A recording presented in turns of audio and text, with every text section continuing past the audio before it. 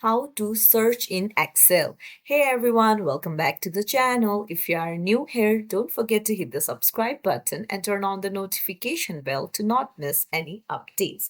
So you have very big data in Excel, but you want to search something and you're endlessly scrolling, then you're in the right place. I'll show you how to easily search a value on Excel. So let's dive right in. Open up your Excel file. And now, instead of manually searching for a value, what you can do is just hit the shortcut Control F and something like this will pop up. So I want the value 329, but I can't find it.